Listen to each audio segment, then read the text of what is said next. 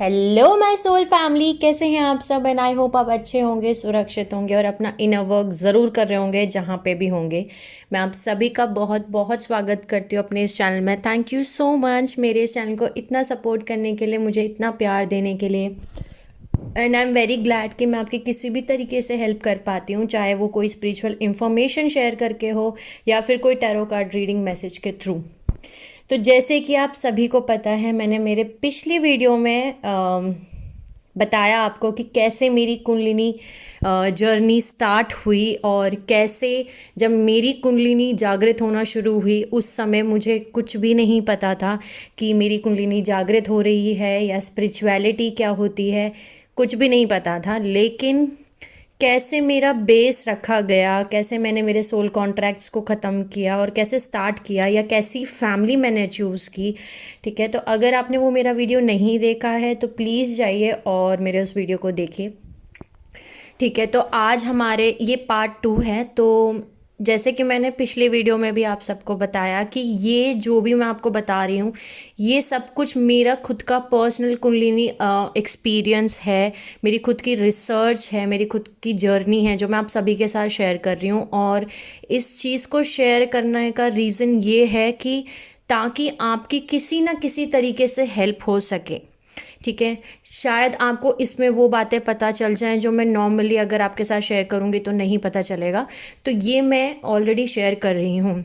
YouTube पे बहुत सारे चैनल हैं और बहुत सारे लोगों ने अपने अपने एक्सपीरियंस शेयर किए हैं, आप सभी देखते होंगे। लेकिन मेरा एक्सपीरियंस मैं अब इस टाइम पे आके इसलिए शेयर कर रही हूँ क्योंकि मेरी सोल कॉलिंग चल रही है कि अब तुम्हें ये वीडियो बनाना है, इस टॉपिक के ऊपर बनाना है कि कुंडलिनी अवेकनिंग कैसे होती है, उसका एक्सपीरियंस क्या होता है और क्या क्या चीज़ें आप फेस करते हो।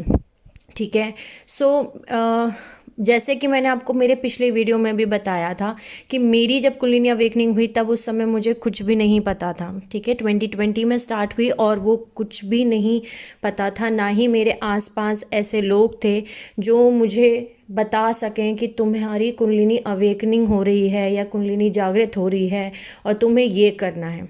ठीक है, तो उस टाइम फ्रेम में मुझे बहुत सारा कन्फ्यूजन था, कुछ भी पता नहीं था और भी बहुत सारी चीज़ें थी। ठीक है, तो चलिए इस वीडियो को शुरू करते हैं जहाँ से मैंने छोड़ा था। ठीक है, तो जैसे मैंने बताया आपको कि मेरी जो अपब्रिंगिंग है, मैं जिस घर में पली बड़ी हूँ, तो मैंने ऐसी फैमिली को चूज़ किया था जहाँ पे नेगेटिव कर्मा बहुत जमा हुआ था फीमेल्स को लेकर के। ठीक है, औरतों को लेकर के, क्योंकि उस घर में उस पूरी जनरेशन टू जनरेशन यानी एक पीढ़ी से लेकर दूसरी पीढ़ी में औरतों को दबाया जा रहा था कंटिन्यू, या उनको वो फ्रीडम नहीं दी जा रही थी कि वो अपनी खुद की सोल जर्नी को कंप्लीट कर सकें। उनके पास वो पावर्स थी जो एक नॉर्मल सोल्स के पास नहीं होती, क्योंकि उस फैमिली में चाहे वो मेरी मम्मी रही हों या फिर मेरे दादी रहे हों, अम्मा जी रहे हों। ठीक है, तो उनके पास ऑलरेडी साइकिक पावर्स थे, वो एक नॉर्मल सोल्स नहीं थी, वो डिवाइन फेमिनिन की एनर्जीज थी। ठीक है, लेकिन उस टाइम पे ना ही कोई ऐसी स्पिरिचुअल नॉलेज या इंफॉर्मेशन, ठीक है, अवेलेबल थी उनके पास में ताकि वो ये समझ सकें कि वो किस प्रोसेस से गुजर रहे हैं, और कहीं ना कहीं उनकी वो जर्नी वहीं स्टॉप हो गई। ठीक है, तो मैंने एक ऐसी फैमिली को चूज़ किया।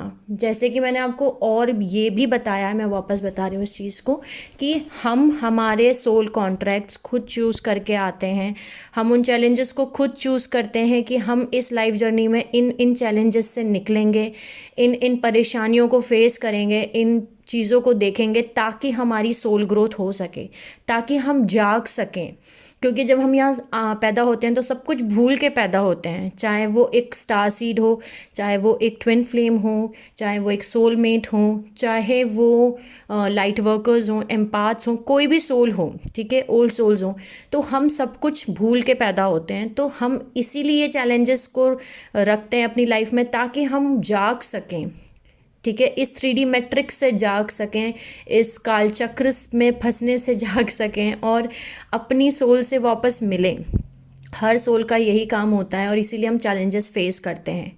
ठीक है, तो जैसे कि मैंने आपको बताया कि जो ओल्ड सोल की क्वालिटीज़ होती हैं, ठीक है, जो ओल्ड सोल की क्वालिटीज़ होती हैं या जो स्टार सीड्स की क्वालिटीज़ होती हैं या फिर ट्विन फ्लेम्स की क्वालिटीज़ होती हैं, वो बचपन से कुछ बेसिक क्वालिटीज़ और करेक्टरिस्टिक्स सेम होते हैं सभी के अंदर। एक्सपीरियंस सबके अलग अलग रहेंगे। कुंडलिनी अवेकनिंग और जर्नी और लाइफ जर्नी सबकी अलग है। सभी सोल्स की जर्नी अलग अलग है, लेकिन जो सोल की क्वालिटीज़ हैं, जो ओल्ड सोल की क्वालिटीज़ हैं, जो स्टार सीड की क्वालिटीज़ हैं या फिर ट्विन फ्लेम्स की क्वालिटीज़ हैं, वो सेम होती हैं। और वो ये होती हैं कि वो बचपन से उनके पास साइकिक पावर्स होती हैं, क्योंकि वो अवेकन चक्रा के साथ पैदा होते हैं, यानी उनके चक्र एक्टिवेट होते हैं। जैसे कि मेरे केस में मेरा थर्ड आई क्राउन चक्र ये एक्टिवेट था, ठीक है। बहुत छोटी सी एज से मैं एक्टिवेटेड चक्र के साथ पैदा हुई थी। मेरी फैमिली में मुझे बचपन से ऐसा लगता था कि कुछ गलत है, ये सब चीज़ गलत है जो हो रही हैं, ठीक है, क्योंकि इतना नॉलेज, इतनी क्रिएटिविटी, इतनी सारी चीज़ें हमारे घर की औरतों के अंदर थी, इतनी सारी क्वालिटीज़ अंदर थी, लेकिन उनको कहीं ना कहीं दबा दिया जाता था। जैसे कि मैं जब 10th क्रॉस किया, मैंने मेरी 10th क्लास क्रॉस की और मैं 11th में आई, तो मैं बचपन से बनना चाहती थी डॉक्टर, क्योंकि मुझे बायोलॉजी बहुत पसंद है, ठीक है। बीइंग एन स्टार सीड, जो कि पेलेडियन स्टार सीड है, हमारा साइंस और बायोलॉजी में इंटरेस्ट होना बहुत लाजमी है, ये मैं अब बता सकती हूँ। लेकिन उस समय मुझे ऐसा लगता था कि मुझे डॉक्टर बनना है। बट मेरे घर में जब पूछा गया कि आपको कौन सी साइड चूज़ करनी है, तो जब मैंने ये बात बोली कि मुझे साइंस साइड चूज़ करनी है क्योंकि मुझे डॉक्टर बनना है, गायनेकोलॉजिस्ट बनना है, तो उसको रिजेक्ट कर दिया गया कि नहीं, नहीं करना है, कॉमर्स लो, क्योंकि तुम्हारी कल को शादी हो जाएगी, 10 साल तक तुम्हें पढ़ाई नहीं करानी है। तो आप देख सकते हैं कि अपब्रिंगिंग ऐसी हो रही थी मेरी, ऐसे फैमिली में हो रही थी जहाँ पे कंट्रोल किया जा रहा है, आपकी सोल ग्रोथ नहीं हो रही है। और वहाँ मुझे एक घुटन फील होने लगती थी, बचपन में मुझे बहुत घुटन फील होती थी कि क्यों मैं नहीं एक्सप्रेस कर सकती, क्यों मैं साइंस साइड नहीं ले सकती, क्यों ज़रूरी है मुझे कि मेरे को शादी करनी है, बच्चे करने हैं, मुझे नहीं करना है, मुझे मुझे पढ़ाई करनी है और आगे, ठीक है, मुझे डॉक्टर बनना है आगे, मतलब वो सारी चीज़ें करनी है। और जैसे स्कूल में जाया करते थे तो फंक्शंस में मैं बचपन से ही डांस में, एक्टिंग में मेरा बहुत इंटरेस्ट हुआ करता था। मैं, मेरी जो रियल पर्सनल 3D की जो करियर फील्ड है, बीइंग वो एक आर्टिस्ट की फील्ड है, मतलब मैं बेसिकली टीवी सीरियल्स में काम करती हूँ, काफ़ी सारे टीवी सीरियल्स में काम किया है मैंने, और डांसर हूँ मैं, बेसिकली आर्टिस्ट हूँ एक। सो बचपन में मेरा वो जो कहते हैं ना, आपको सोल कॉलिंग होती है, आपकी सोल वहीं लेके जाती है जहाँ से आप बिलोंग करते हैं। तो स्कूल में जब भी कोई फंक्शन हुआ करता था और मैं पार्टिसिपेट करना चाहती थी तो मुझे रोक दिया जाता था, ठीक है, नहीं नहीं करना है, हमारे घर में ये सब कुछ नहीं होता है। तो ये सारी चीज़ें, ये सब कुछ कंडीशन मुझे कहीं ना कहीं घुटन फील कराती थी अंदर अंदर कि नहीं, ये सब चीज़ सही नहीं है, हम क्यों नहीं कर सकते, हमारी क्रिएटिविटी को दबाना, ये सब कुछ होता था। बचपन से ही मेरी क्रिएटिविटी बहुत हाई थी।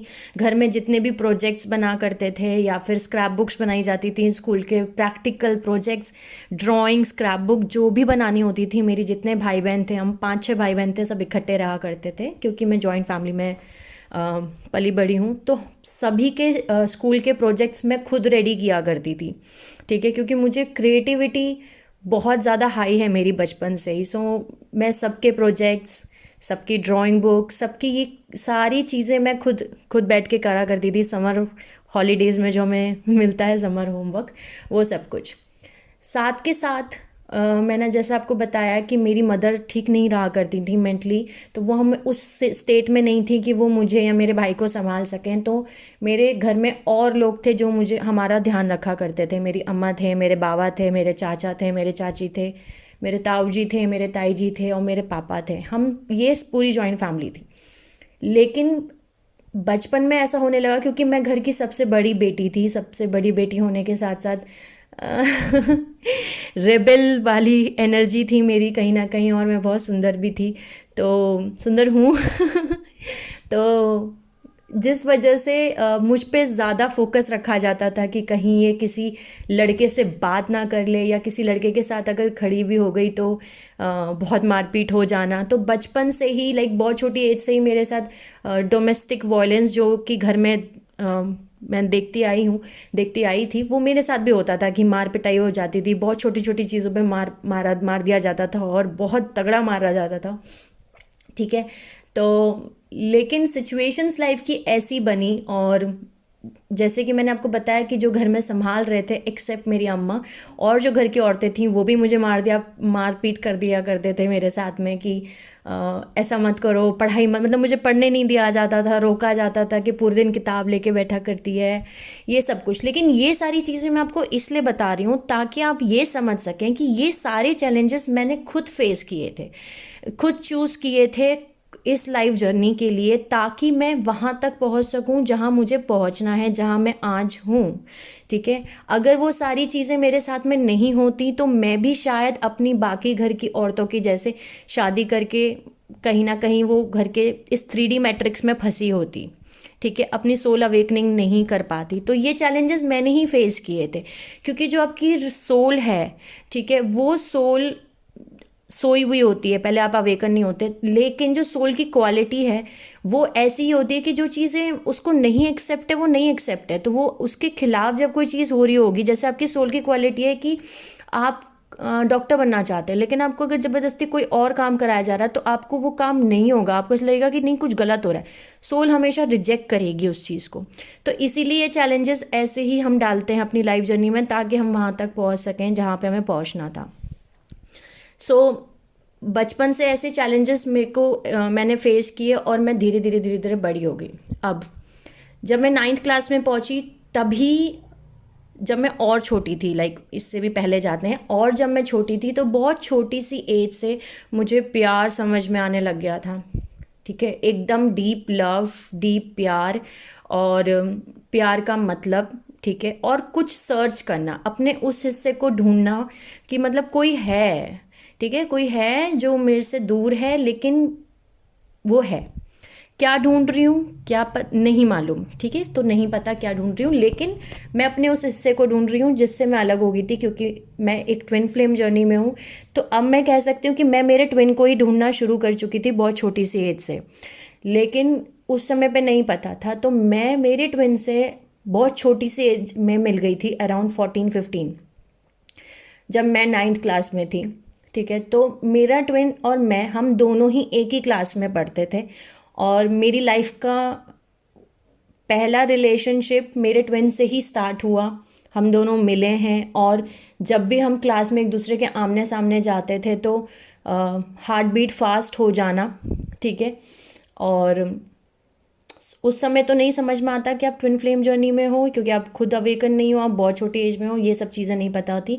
लेकिन वो रिलेशनशिप इतना प्योर, इतना अनकंडीशन था कि 9th और 10th मेरा कैसे निकला, चाहे मेरे घर पे कुछ भी हो रहा हो, लेकिन जब मैं स्कूल जाती थी तो मुझे ऐसा लगता था ये स्कूल ख़त्म ही ना हो, क्योंकि हम एक दूसरे से बात तक नहीं करते थे, लेकिन हमारी टेलीपैथी इतनी स्ट्रांग हुआ करती थी कि मुझे पता चल जाता था कि आज वो ये बुक नहीं लेके आए हैं, या उनको पता चल जाता था कि मेरे पास में आज मेरा मूड ख़राब है, या मेरे घर में कुछ हुआ है, या कुछ भी। मैं आपको एक एग्जांपल देके समझा रही हूँ, ऐसी चीज़ें होती थी। तो मेरे ट्विन फ्लेम जो था वो मेरी एज में, बहुत छोटी एज में मेरी लाइफ में आ गए थे, या हमारी फिज़िकल मीटिंग हो गई थी, जो बबल फेज़ हम बोलते हैं ट्विन फ्लेम का, वो स्टार्ट हो गया था 9th और 10th में ही। ठीक है। सो 2 साल हम लोग साथ में स्कूल में मतलब पढ़े हैं साथ में, हमने बहुत अच्छी मेमोरीज क्रिएट की हैं, यहाँ तक कि हमारे पूरे स्कूल को आज भी पता है कि हम उस समय, मतलब लोग हमें आज तक जानते हैं, पहचानते हैं। हमारा ऑरा, फ्रिक्वेंसीज, वाइब्रेशन हमारी साथ होने की इतनी हाई थी कि मतलब लोग हमें देख के खुश होते थे। कोई भी ऐसी चीज़ नहीं थी, क्योंकि मैं आप सभी को ये समझाना चाहती हूँ कि ट्विन फ्लेम कहीं से कहीं तक सिर्फ एक रोमांटिक मूवी की जैसा नहीं है। वो वल्गर नहीं होते, उसमें फिज़िकल डिज़ायर्स नहीं होती हैं। ठीक है। सो फिज़िकल डिज़ायर्स नहीं होती, ये बिल्कुल अनकंडीशनल और प्योर लव होता है। ठीक है। सो 10th क्रॉस होने के बाद मेरा स्टेट चेंज हो गया, वो स्कूल भी चेंज हो गया, क्योंकि वो स्कूल सिर्फ 10th तक था। तो हमने डिसाइड किया था कि हम नेक्स्ट 11th में जब एडमिशन लेंगे तो एक साथ लेंगे, एक ही स्कूल में लेंगे आगे। लेकिन घर में ऐसी सिचुएशंस बनी, टावर मोमेंट क्रिएट हुआ, यहाँ से हमारा सेपरेशन स्टार्ट हो गया कि मैं अलग स्टेट में चली गई, और जो कि मुझे पता भी नहीं था कि मेरा घर चेंज होने वाला है, मेरा स्टेट चेंज होने वाला है। ना ही मेरे ट्विन फ्लेम को पता था कि मेरा स्टेट चेंज होने वाला है, घर चेंज होने वाला है। और उस टाइम पीरियड में मोबाइल फ़ोन्स नहीं हुआ करते थे। उस टाइम पे फ्रेम में लैंडलाइन हुआ करते थे। तो और घर में इतना स्ट्रिक्ट माहौल था कि मैं उनको लैंडलाइन से भी नहीं बता सकती थी कि मतलब मैं हमारा घर चेंज हो रहा है, शिफ्ट हो रहा है। तो मेरा स्टेट चेंज हो गया और मैं दूसरे स्टेट में चली गई। ठीक है। और उन्होंने लगभग लगभग एक साल नहीं बोल सकती हूँ, 6 महीने 8 महीने तक रोज़ कंटिन्यू जो मेरा घर था उसके बाहर खड़े होके वेट किया कि ये आएगी बाहर पता चले कि मैं कहाँ हूँ, कौन से स्कूल में मैं एडमिशन ले रही हूँ। और उन्होंने उस एरिया के जितने भी स्कूल्स थे उन सब में जा कर के छान लिया कि मैंने कहाँ एडमिशन लिया है, बट मैं नहीं मिली। सो फिर फाइनली हार के उन्होंने किसी भी स्कूल में जा कर के एडमिशन ले लिया। आफ्टर 6 मंथ्स, 6 महीने के बाद लगभग मुझे टाइम मिला कि मैं हमारे घर में सिर्फ मेरे जो बाबा थे यानी मेरे दादाजी, ग्रैंडफादर, उनके पास फ़ोन था अवेलेबल। और मैंने उस फ़ोन से सुबह सुबह उठ के मुझे मिला मौका, तो मैंने 1 मिनट के लिए मेरे ट्विन को कॉल करा और उनको बताया कि मैं इस स्टेट में हूँ और मैं इस स्कूल में हूँ, मैं यहाँ पे हूँ। और वो इतना ज़्यादा वो टाइम फ्रेम मुझे आज भी याद है, वो मेमोरी मुझे आज भी याद है कि मतलब वो इतना ज़्यादा था कि मैं पूरे बॉडी में अपनी हीट फील कर रही थी, मेरे हार्ट बीट्स इतने फास्ट थे। और उधर से उनका एक ही सवाल था, आप ठीक हैं, आप ठीक हैं। तो मेरा सवाल आंसर यही था कि हाँ मैं ठीक हूँ, मैं ज़्यादा बात नहीं कर पाऊँगी, मैं सिर्फ इतना ही बताना चाहती हूँ। और मैंने फ़ोन कट कर दिया क्योंकि मैंने आपको बताया जॉइंट फैमिली में हम सब रहते थे, तो मैं बात ही नहीं कर सकती थी। आसपास मेरे लोग रहते थे और एक तरीके से मैं ऐसी फैमिली में थी जहाँ मुझ पर 24 घंटे नज़र रखी जाती थी कि मैं कहाँ जा रही हूँ, मैं कहाँ आ रही हूँ। मेरे को अलाउ ही नहीं था कहीं जाना आना बात करना। फिर घर की सिचुएशंस ऐसी चेंज हुई कि 11th एंड होते होते तक, यानी कि मेरा और मेरे ट्विन का सेपरेशन पीरियड शुरू हो गया और मुझे नहीं पता चला कि उनकी लाइफ में क्या हो रहा है और उन्हें नहीं पता चला कि मेरी लाइफ में क्या हो रहा है। ठीक है। मेरी लाइफ में ऐसी टावर मोमेंट्स आने शुरू हो गए जहाँ पर मेरी पूरी जो फैमिली है वो डिवाइड होना शुरू हो गई। ठीक है। झगड़े लड़ाई मतलब बचपन से चला करते थे, लेकिन उस टाइम फ्रेम में इतने ज़्यादा एक्सेस बढ़े कि हमें घर से अलग ही कर दिया गया। बेसिकली मैं, मेरा भाई, मेरे पापा, मेरे मम्मी, हम अलग ही हो गए, बिल्कुल अलग निकाल दिया गया हमें।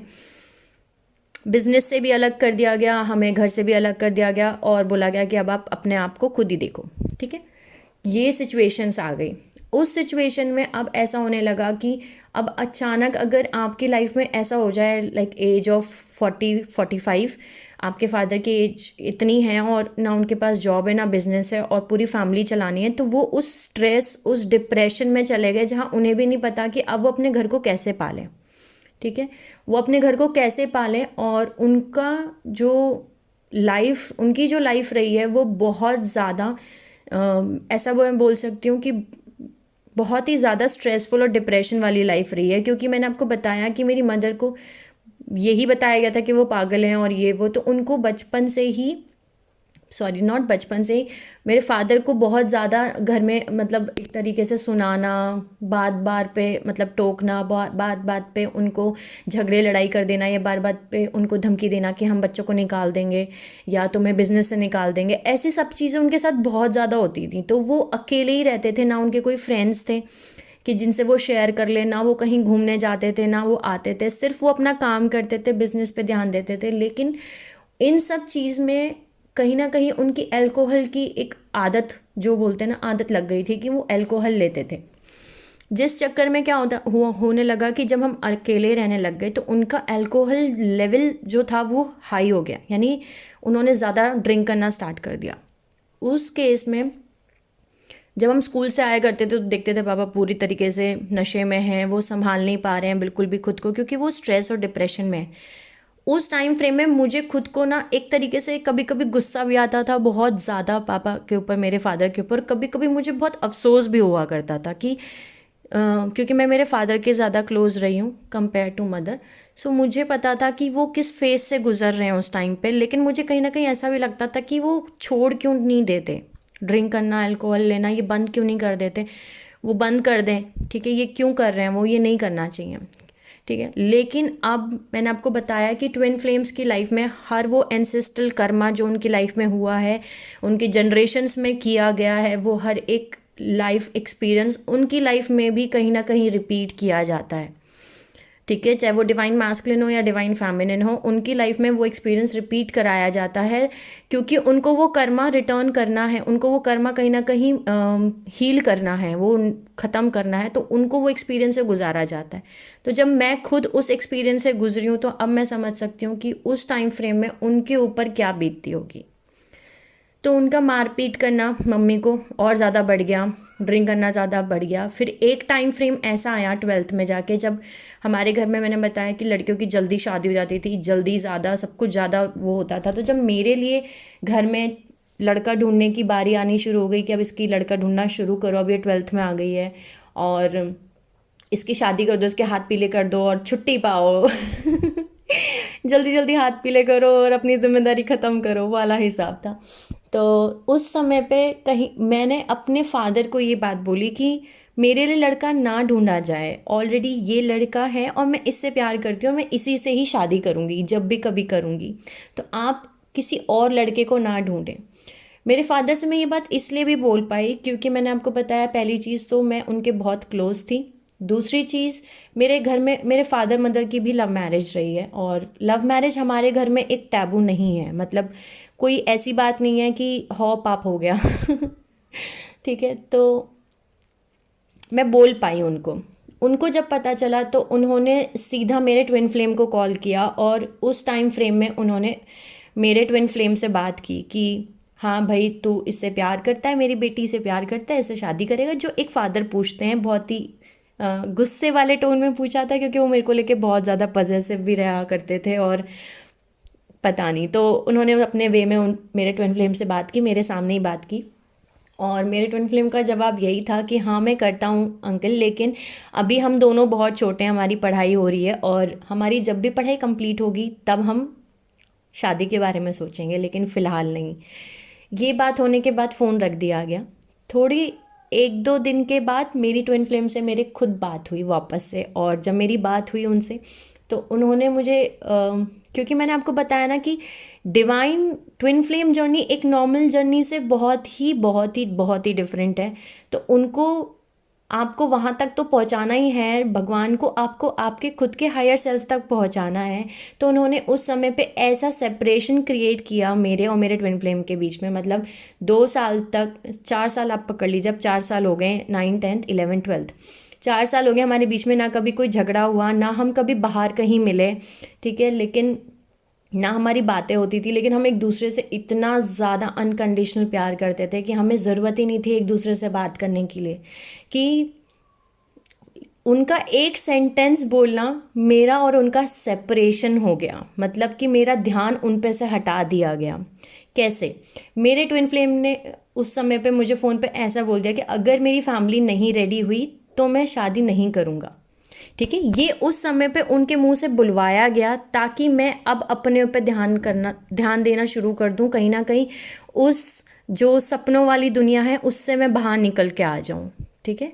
तो मेरा हार्ट ब्रेक हुआ उस समय, ठीक है, उस समय मेरा हार्ट ब्रेक हुआ, और मुझे वो चीज़ इतनी ज़्यादा हर्ट किया उस चीज़ ने, कि ये मेरे साथ फिर टाइम पास कर रहे हैं, मतलब ये ऐसा कैसे बोल सकते हैं कि अगर मेरी फैमिली नहीं रेडी हुई तो मैं नहीं करूँगा शादी। और इधर मैं अपनी फैमिली के साथ में उनके लिए मैं पिट रही हूँ, मेरे को मेरी मार पिटाई हो रही है मेरे साथ, मतलब मेरे को पीटा भी गया कि ऐसा वैसा ये वो, और इतना सब कुछ मैं सुन रही हूँ। बट वो बीइंग अ बॉय, एक लड़के होने के बावजूद वो इतनी जल्दी कैसे गिव अप कर सकते हैं, ठीक है। तो मैंने बिल्कुल अपने दिमाग से, दिल से उनको लेट गो कर दिया, मतलब निकाल दिया कि नहीं, मुझे नहीं चाहिए ऐसे। मैंने उनको इतना ही बोल के फ़ोन रख दिया कि आप मेरे साथ फिर इतने सालों से टाइम पास कर रहे थे, और इतना बोल के मैंने फ़ोन रख दिया। उसके बाद मैंने उनको फ़ोन ही नहीं किया, ठीक है। अब सिचुएशंस ऐसी बिगड़ी 12th स्टार्ट, बीच में मिडल समर वेकेशंस तक, कि मुझे मेरा घर छोड़ना पड़ा एट एज ऑफ 17। मैंने मेरा घर छोड़ दिया, मेरी मदर, मतलब मेरी मम्मी और मेरे भाई के साथ। यानी सिचुएशंस इतनी बिगड़ गई कि मेरे पास कोई ऑप्शन ही नहीं बचा घर छोड़ने के अलावा उस समय, क्योंकि मेरी मदर को रोज़ इतना मारा पीटा जा रहा था, अगर मैं घर नहीं छोड़ती तो उनकी डेथ हो जाती। और जब मैंने मेरे घर के बड़ों को फ़ोन करके ये बात बताई तो उनका एक ही आंसर था कि तुम्हारी फैमिली है, तुम देखो।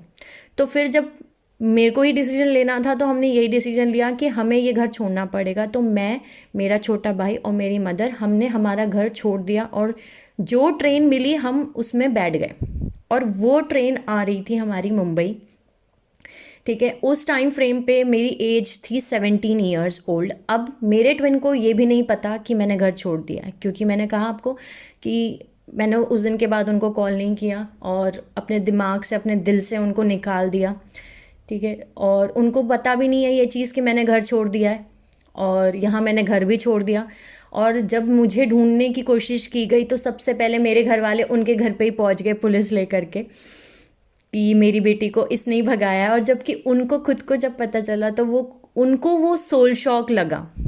ठीक है, वहाँ उनको इस चीज़ से सोल शॉक लगा कि मैं कहाँ चली गई हूँ, मतलब मैं ठीक हूँ कि नहीं हूँ, मैं किस हाल में हूँ और किन कंडीशंस में हूँ, नहीं पता। ठीक है, तो इस पूरे इंसिडेंट से उनके घर में भी उनको बहुत ज़्यादा उस समय फिर सुनाना और टॉर्चर करना और वो सब कुछ शुरू हो गया मेरे ट्विन फ्लेम के घर में कि तू ये सब कुछ कर रहा है, ऐसा वैसा। और उनको ऐसे नज़रों से देखना जैसे उन्होंने बहुत पाप कर दिया है बड़ा, जबकि उनको खुद को नहीं पता था कि मैं कहाँ हूँ और मैंने घर छोड़ दिया, ये सब कुछ। वहाँ उनको सोल शॉक लगा इस पूरे इंसिडेंट से और उनकी अवेकनिंग शुरू हो गई। ये मैं आपको बता रही हूँ 2009 की बात। ठीक है, 2009 में उनकी कुंडलिनी अवेकनिंग होना शुरू हो गई और उनके साथ ऐसा होने लगा कि मतलब वो रोते थे बैठ कर के, वो परेशान होते थे कि मैं कहाँ चली गई, मैं ठीक हूँ कि नहीं हूँ। और उनको विजन्स दिखना शुरू हो गए, उनको सपने आने शुरू हो गए, उनके साथ में ऐसी ऐसी चीज़ें होने लग गई, एंजल नंबर दिखना शुरू हो गए कि उनको भी नहीं पता चल रहा था कि उनकी कुंडलिनी अवेकनिंग हो रही है। लेकिन धीरे धीरे उनके साथ में ऐसा होने लगा कि वो जो मेरी जो ट्विन फ्लेम है वो 9th-10th में जो स्कूल के best student of the year थे, जिन्होंने हर एरिया ऑफ फील्ड में बेस्ट परफॉर्म किया और बैक टू बैक 2 साल best student of the year का अवार्ड मिला हो, जिसको 90% प्लस में जिसके मार्क्स रहे हों 9th-10th में, उनकी सिचुएशन पूरी उल्टी हो गई 11th-12th में कि वो पास होना, मतलब पास भी नहीं हो पा रहे हैं। वो इतनी बुरी हालत, मतलब उनका ध्यान हर चीज़ से हट गया, उनका वो सोल शॉक था। ठीक है, तो ऐसे उनकी कुंडलिनी अवेकन होना शुरू हुई और 9th-10th में ही उनको कहीं ना कहीं, मैंने आपको बताया कि मेरे केस में मेरे जो ट्विन हैं उनकी कुंडलिनी अवेकनिंग पहले हुई है। तो जितने भी लोग ऐसा बोलते हैं कि डिवाइन फेमिनिन की अवेकनिंग पहले होती है या डिवाइन मैस्कुलिन की अवेकनिंग पहले होती है, ऐसा कुछ नहीं होता। डिवाइन मैस्कुलिन की अवेकनिंग मेरे केस में, मतलब जिनकी डिवाइन मैस्कुलिन की अवेकनिंग पहले होती है तो वो डिवाइन फेमिनिन की एनर्जी फॉर्म में है, ऐसा कुछ भी नहीं होता। डिवाइन मैस्कुलिन जो है मेरे, यानी मेरे जो ट्विन फ्लेम है, उनकी अवेकनिंग पहले हुई मेरे सिचुएशन में। ठीक है, तो मैं आज का ये वीडियो यहीं स्टॉप करती हूँ। नेक्स्ट वीडियो में हम फिर से मिलेंगे और इसकी स्टोरी आगे हम कंटिन्यू करेंगे कि फिर कुंडलिनी अवेकनिंग हुई तो फिर क्या हुआ, उनकी अवेकनिंग हुई तो फिर क्या हुआ और मेरी अवेकनिंग हुई फिर क्या हुआ। आई होप आपको मैं समझा पाई। ठीक है, sending you lots of love and healing and happy energies to my soul family. Take care of your self and see you soon.